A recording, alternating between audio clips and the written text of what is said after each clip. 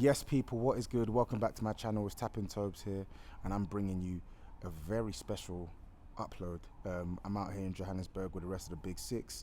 Listen, man, we've had a great time here so far. The good times are set to continue. We still got a couple more days out here, but listen, man, I just had to set the record straight because I felt it was right for me to make a return on my channel and to give my opinion on some truly groundbreaking news at Tottenham.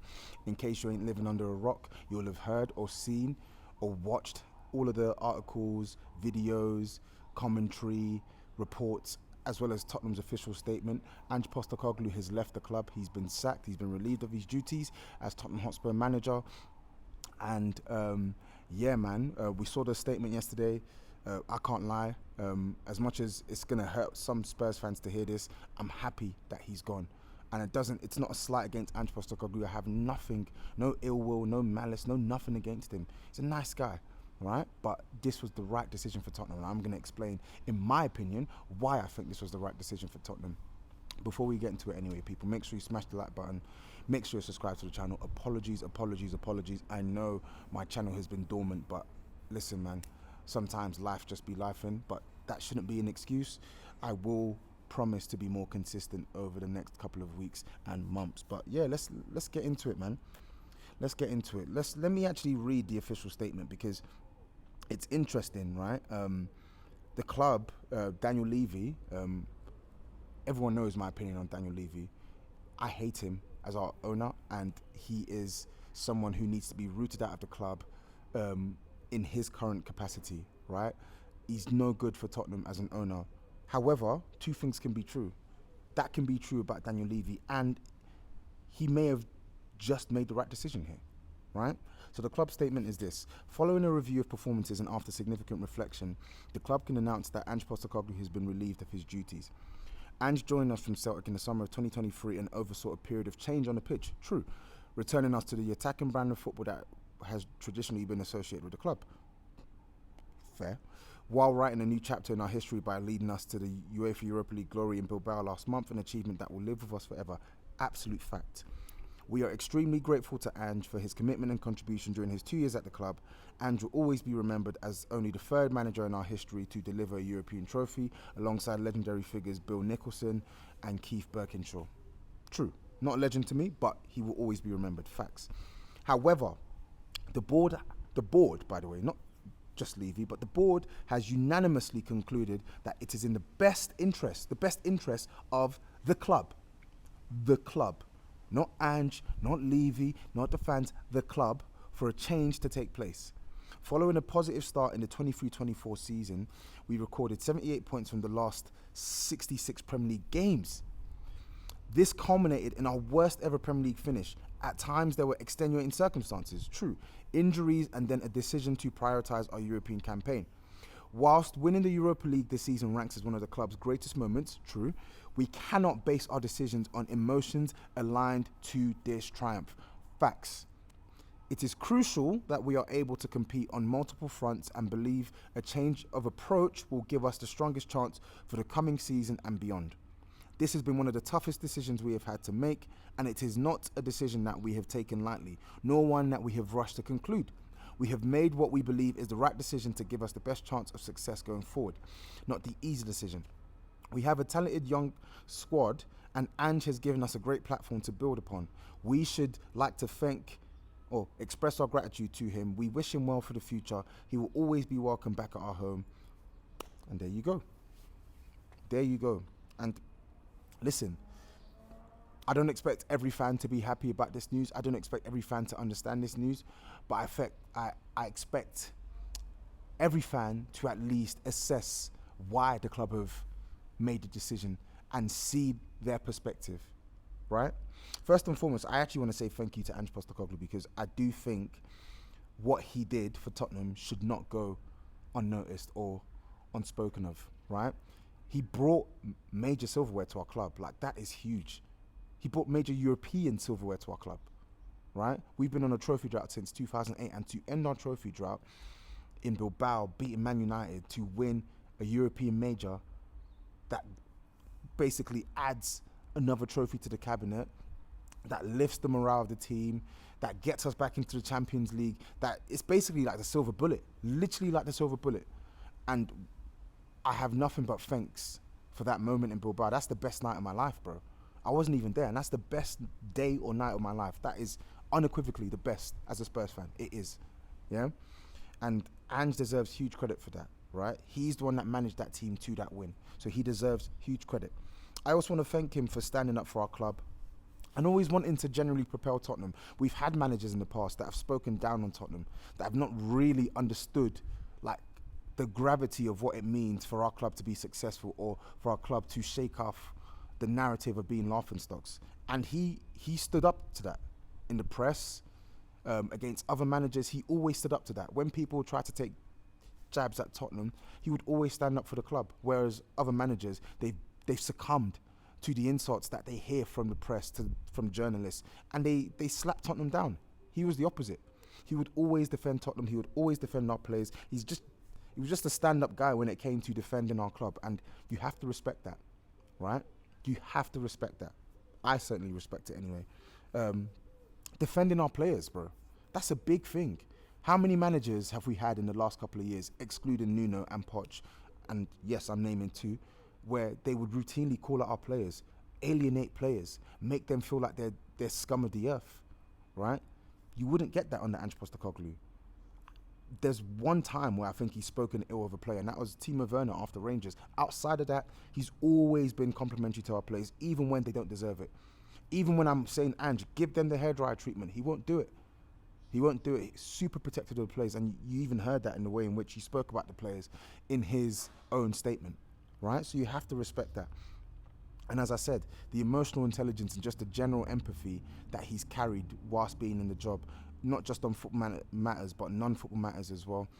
You can tell that this is a guy with good principles, good morals, and it will take him well in his next endeavour as a manager. But the journey had to end. It had to end, right? So I just want to say thank you, Ange Postecoglou. Honestly, thank you. Yeah, what you did for us, what you did for me, unforgettable. Yeah, but now, unfortunately, I have to explain from my perspective why I think this was the only choice we had to make here, right? Because in the end of the day, Ange Postecoglou, whether we like it or not, for Tottenham, was a poor manager. Now, you'll probably say, how can you say that? He won the Europa League. He finished 5th last year without Harry Kane. No, sorry. Ange Postecoglou was a poor manager for Tottenham. And the alarm bells have been ringing for months. I'm not talking about 6 months, not 10 months. This has been going on since the start of 2024, right? Ange came into the job. He had a blazing start, well beyond our expectations. And of course, there's a natural fall off. And it coincided with a significant injury crisis that I don't think a lot of Spurs fans really like hammered him on, right? We didn't, because we understood the circumstances. We understood it's his first season. You've not got Harry Kane. You've lost Maddison. You've lost Van der Ven. You've lost Romero. You've got this player suspended. That November period was bad for Tottenham. It was, right? But we gave him allowances. Your football's good. You're getting the best out of players, this, that, and the third. But I'm sorry, since the turn of that year, 2024, from January onwards, it's been really poor stuff from Tottenham. Really poor stuff from Tottenham. And I'll go through the stats. 78 points from his last 66 games in the Premier League.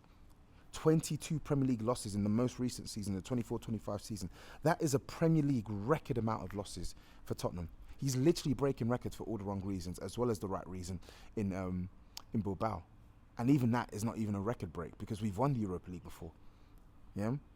Successive seasons of 60-plus Premier League goals conceded. I think we conceded something like 66 in his first season, and we conceded 65 this recent season just gone. We finished with a negative goal difference. When was the last time Tottenham finished with a negative goal difference? This is meant to be an attacking coach, and we're finishing with a negative goal difference. Our lowest ever points tally in a 38-game season in the Premier League. 38 points. 1 point per game. That's what we're averaging. That is literally relegation form. If you put that season amongst a couple of seasons in the years gone by, Spurs would be relegated. we'd actually be relegated. The only reason why we're not is because the gap between the teams getting promoted and the Premier League teams is bigger now. They're so bad that a 38-point season can still keep you up. But a 38-point season should not allow you to keep your job, no matter what you achieve. I'm sorry, it shouldn't. It should not. 40 losses in 101 games. He's quite literally averaging a 40% loss rate. 40% loss rate. Come on, man. Home losses to the likes of Ipswich, Leicester, a plethora of hammerings, Liverpool, Brighton, Fulham, Aston Villa. The list goes on, bruh. The list goes on. Honestly, what are we doing here, man? Come on. The trophy's fantastic, but why? Why do we have to accept that accept this because of that? Why?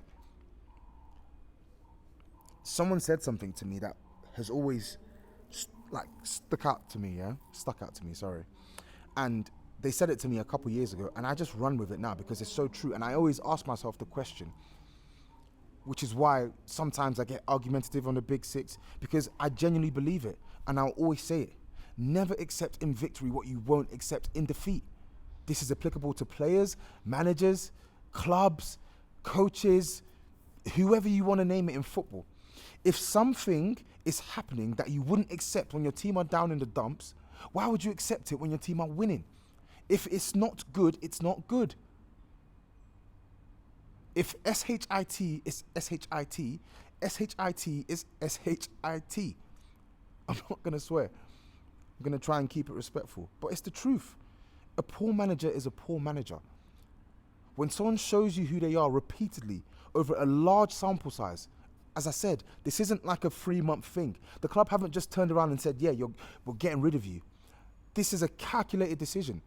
And typically, we lambast this club for making a wrong decision. They've actually made the right decision here, in my opinion. They have. Because they've looked at all options. They've looked at a huge sample size here. 2 years worth of evidence. And that's with the circumstances, the extenuating circumstances. That's with the terrible window that he was given in the summer. That's with the terrible window that he was given in January last year. That's with the medias window that he was given in January this year. That's with the injuries. That's with losing Harry Kane. These are all extenuating circumstances, absolutely, and you have to take them into consideration. But even when you take them into consideration, these numbers are dreadful. You cannot legislate for these numbers. You just can't defend it. You can't defend this. I'm sorry, you cannot. You can't. A Europa League cannot save you from this. This is bad coaching. And let's move away from the facts. Let's go with the eye test. The tactical flaws. My goodness. My God. Because people will say you can't just keep naming stats. Look at the circumstances. Okay, cool. Let's talk about the coaching. Let's talk about the bizarre team selections. Putting the likes of Pat Matassar in the 10 role. Playing Bergvall in the 6. Yeah? Let's talk about that. Let's talk about thrusting Archie Gray into the deep end, finally, as a DM, against the likes of Liverpool and Chelsea. Yeah? I don't even think he played in the DM against Chelsea. Let's talk about misusing players, square pegs and round holes, putting the likes of Brennan Johnson and Son. I don't even rate Brennan, and Son is well past his best. But these guys work better on the inside. But why are we keeping them on the outside? Why? Our number 10 in Madison, you see him playing as a DM, for heaven's sake. Our rest defense is atrocious. There's so many gaps in our midfield. It's so easy for teams to cut through us. 2 free passes and you're in at our goal. It shouldn't be that easy to beat Tottenham. It shouldn't be that easy to create chances at Tottenham. But it is. Sporadic tactical tweaks. Because I hate the notion that people say, oh, he doesn't adapt. He doesn't. He does. He does. He did it last season in games. He's done it this season in games. The problem is he doesn't do it consistently. He doesn't do it when the game is literally begging him to make the change that can give us a better foothold. Last season, he was leaving 2 centre-backs to deal with 4-man counter-attacks. This season, he tweaked that. You notice there was more guys ready to defend the counter-attack. The fullbacks weren't bumming forward as much, right? The fullbacks weren't inverting as much. Yeah, so he's made some tweaks. There were some games where we played in the mid block. Man City in the League Cup, Liverpool in the League Cup. At home, we played in the mid block. We did. Man City away, we played in the mid block. Brentford at home, we used our fullbacks on the outside. Man United away, we used our fullbacks on the outside. Ange has shown that he can tweak things, but the problem is you don't do it consistently. You don't do it when the game is literally begging for you to do it. And those are the fine margins that end up in Tottenham tasting defeat all the time. Slow in-game changes. Honestly, the game is basically passing you by and you just stood there. It's the same stuff we criticize Conte for, but we're going to accept it with Ange? Really? Really? Proactivity is key, because a football game can flip on its head. And that's what happened for Tottenham so many times. And you know what? Let's talk about the football. The brand of football it started off great and it really descended into chaos. One good game every 12 or 13. That's not good enough. A man known for this amazing attacking football. Oh, we need to keep him because all the other managers, they're going to play defensive football. But we're getting hammered most weeks. We're getting dominated. And when we have possession, we look clueless. We struggle to break teams down. We're so predictable in the way we attack. We can't build properly through our midfield. Our defense just gets bludgeoned. This isn't good football. This is not entertaining to watch. It was bad to watch. And as a Spurs fan, I genuinely dreaded watching Tottenham for the last probably 7-8 months of his tenure. I did. Outside of the Europa League, I did. I really did. And even in Europa League, I hated watching us against RZ away from home. I did. I hated it. Frankfurt at home was much better. Frankfurt away was much better. And then the rest is history. But genuinely, I did not enjoy watching Tottenham in the league. It was painful. It was so painful. And who's the coach? Listen, it's not all down to Ange Postecoglou. It isn't, right? There were good moments. Villa, United, City, West Ham, Newcastle last season. Like, when it's good, it's great. It's exhilarating. We pummel teams. We score loads of goals. It's high octane. We're pressing well. But you see that once in a blue moon. Once in a blue moon. And are we really going to sit here and say to ourselves, we're going to potentially sacrifice another season where we could finish in a very, very low position on the premise that this guy could win us another trophy? You want to finish with a negative goal difference? You want to be battered most weeks in the Premier League? You want to be slapped up in the Champions League? Because that's what's going to happen. Make no mistake, Ange deserves all the credit for the Europa, but in the Champions League, it's a whole different ballgame. You're playing teams of the caliber of sides that are slapping Spurs routinely in the league. And everyone says, oh, but he adapted in the final. Too little, too late. Too little, too late. This is a man who continuously speaks on the way he wants to play. We're going to play our way. And yes, he contradicted himself in the final. But that 3-game sample size of Frankfurt, Bodo, or 3 or 4 game sample size, how does that override what you've seen in 18 months and then make you believe, oh yeah, yes guys, he's just suddenly going to be more pragmatic? And even if he was, it's not even just that. It's not just about playing deeper. It's about making the right decisions when the game needs those decisions. If you want to be more attacking, be more attacking. If you want to be more defensive, be more defensive. If the game suits a midfield of Gray, Bergvall and Maddison, play it. If the game suits a midfield of Gray, Sarr and Maddison, play it. If the game suits a midfield of Maddison, Kulu and Bentancur, play it. Why did we have to wait until the final against United or the semi-final away to Bodo to see Bentancur and Basuma play in the midfield together? We've been screaming for that all season. He's had the 6 dying on an island all season. Why did we have to wait to see that? Listen, these players, they're not infallible. Honestly, I still want a significant amount of these players gone. In fact, significant is a strong word. I want several players gone. Richarlison, Basuma, Bentancur, Ben Davies. That's 4 alone. Loan out some of these young Gs. I don't want to see any more kids. There are so many things that I can say that Ange hasn't been given a fair shake in. Yes, 100%. But can we honestly say that a steady manager wouldn't get more from what Ange has been given? Really? Really? Champions of Europe. You'll never sing that. You'll never sing that. You'll never sing that. Champions of Europe. You'll never sing that. Shameless. Listen, Ange gave us that night. So, as I said, I will always be eternally grateful. But in the end of the day, this is what's best for the club. Now, I am not condoning what's going to happen next. I don't know what's going to happen next. It could be Frank, it could be Silva. I don't know who. A lot of people are giving their opinions on, oh, it's going to be boring football. These managers, they can't punch as high as Ange. How do we know that? How do we know that? These managers are extracting more from their team than Ange Postecoglou has relative to what he's been given. But we're so certain that they will come to Tottenham and they'll fail. Why? Ange Postecoglou has literally failed in the Premier League, but he's won the Europa League. And it's not even a failure that you can accept. If Ange Postecoglou maybe finished 14th, but you saw better in-game management, better tactical flexibility, players not being put in positions where they're isolated or they're vulnerable, right? You saw a more consistent style of play. You saw us actually being more defensively resolute. You saw us actually having a better plan when we're in possession. If I saw all of these things, I wouldn't give a monkey's about finishing 15th, because I can actually say wholeheartedly, you have tried as a manager and you've delivered trophies. It's out of your control. But unfortunately, I cannot say that these things are out of Ange's control. They're not. A majority of these things are in his control, and he has chosen to go down this path. And this is the consequence. This is the consequence. So for me, the jig is up, the time is up.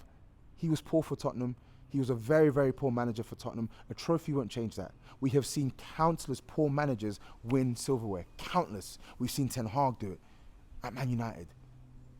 Ask United fans if they were happy with Ten Hag at the point when he got sacked. We've seen Spurs fans, we've seen Wandy Ramos do it. We've literally seen Wandy Ramos do it. And Wandy Ramos performed better than Ange did. He performed better than Ange did. That's crazy. Why are we pretending like poor managers don't win trophies? Yeah? Sometimes it's football. Sometimes it's football, and I'm not trying to take anything away from Ange, because he deserved that moment. But in the end of the day, he was a poor manager for Tottenham. He was. Sometimes good managers, they don't win trophies because of their own shortcomings in the fine margin moments, or they're just generally unlucky. It's football. It really is football. Nobody can predict what's going to happen with our managers. We know that we need to put pressure on Levy. We know that they need to go out there and back whoever comes into the job. But in the end of the day, Ange Postecoglou did not deserve to continue with his job, in my opinion, because of all the reasons I've stated. It's not good enough. It isn't good enough. And I'll just sign out on this, yeah? I'll sign out on this. Ange is actually going out in the best possible terms. He is. This is probably the best thing that can happen for him, because I can tell you what's going to happen. We're going to see a continuation of what we've seen for the last 18 months in the league. We're going to lose, well, maybe he's won Europa, so maybe I'm not going to say we're going to lose the Super Cup, right? Anything can happen. It's a cup game. Cool. But we're going to struggle in the league because of the reasons I've stated. We'll drop points. Players will be out of form. And then the toxic atmosphere will return. The same toxic atmosphere that was there for pretty much 70 to 80% of the season. Even when we were firing high in the Europa and getting to the semis, it would revert back into the toxic atmosphere in the league because it wasn't good. And that's what's going to happen. At least now he can sign out knowing that he's delivered something that we've not seen in God knows how many years. Yeah, he can now walk into another job saying, I've just won the Europa League. It gives him more leverage. It does. And he gets a pay packet.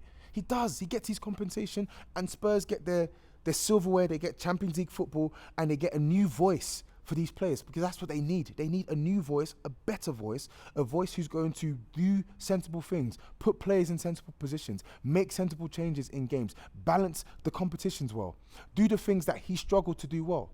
They're not going to just do this without help from the board, of course, but they will do these things better in spite of the negative direction in which the club heads in when it comes to our player recruitment. They will do these things better, because as much as we want to love and praise Ange for the Europa League trophy, it is not hard to top what he's done for us this season in the league. It's not hard. It's not difficult. It's not difficult. That's how poor it's been. So I'll sign out on that, man. Thank you, Ange Postecoglou. Thank you for the time. But please, never come to manage our club again. Please. Daniel Levy, over to you. Yeah? You've made this decision. You made the decision to give him a bad window in the summer. You made a decision to give him a meaty window in January. You've made these decisions. You are the one that's not fit for our club, and it's you that has to go out there in the summer and sign the players that the new manager can genuinely throw into his team as starters. Not squaddies, not B or C grade options, not 80 grand a week players. And I got nothing wrong with 80 grand a week players, provided they're actually ballers. Yeah, go and get us some genuine game changers that come into this team to start in defense, in midfield, in attack. Go and do it. I said this was my last statement. It isn't. I've got one more statement. I'm so sick and tired of hearing this player, oh, the players are going to revolt, oh, this, that, and the third. They're paid professionals on millions and millions and millions of pounds. Some of these players were managed by Conte, who is a far greater manager with a far greater pedigree than Ange. He's not as nice as Ange as a person.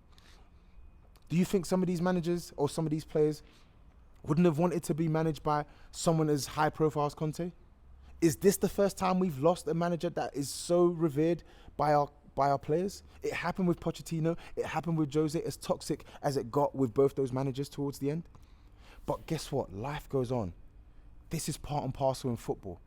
The notion that these players are just going to down tools, it makes no sense. A lot of these players are fighting for their futures, bro. A lot of these players are fighting for their futures.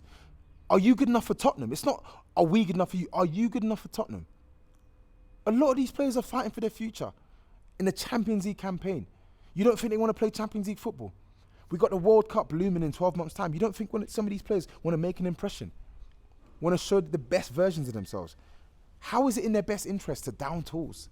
And let's just say even some of them did want to leave. So I'm hearing, oh, Pedro Porro is going to leave. Where's he going to? Where is he going to? Liverpool signed Frimpong. Real Madrid have signed Trent Alexander-Arnold. Man City are trying to go for Livramento. Yeah. Arsenal are going to sign him. Chelsea have got 2 right backs. Where's he going?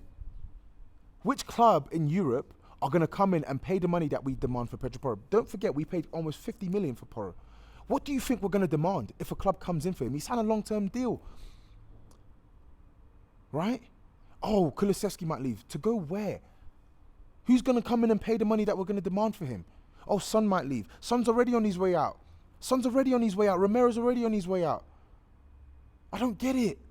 Romero was already 1 foot out. Oh, this notion that we should keep Ange to keep Romero. I love Romero. He's a quality player, but Romero isn't Tottenham Hotspur Football Club. He's a centre-back, a quality centre-back, but he's replaceable. It won't be easy to replace him, but he's replaceable. And he already had 1 foot out the door. This fallacy that we should be keeping managers for one player or multiple players when you know the manager is not performing well, it's incredible for me. It's actually incredible to hear. Genuinely, it's incredible. I've never heard anything like that before. That's mental to me. Life goes on. It's not easy. I don't expect that these players are going to be happy about this decision.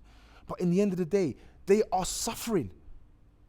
They speak nothing but good things about Ange. Great. I'm sure he's a good presence behind the scenes. But we literally watch them week in, week out, and they're suffering. Sarr is dying out there. Literally dying. Pedro Porro, you died out there for most of the season. Jet Spence, you didn't get a game until December. Solanke, you're literally feeding off scraps. Son, you're being used as a touchline winger when you're literally 32, 33 years old. Van der Ven, your hamstrings have turned into cheese, bro. They're dying, bro. Anyway, people, I'm signing out, man. Let me know your thoughts. Am I too harsh? Am I on the money? Let me know your thoughts. Let me know what you think about the managers that we're linked with. Let me know how you think we should move in the summer, because I'm going to do another video and I'm going to firmly stick it on that bald so-and-so Daniel Levy. Yeah? But let me know your thoughts, man. I'm out. Take care. Matt.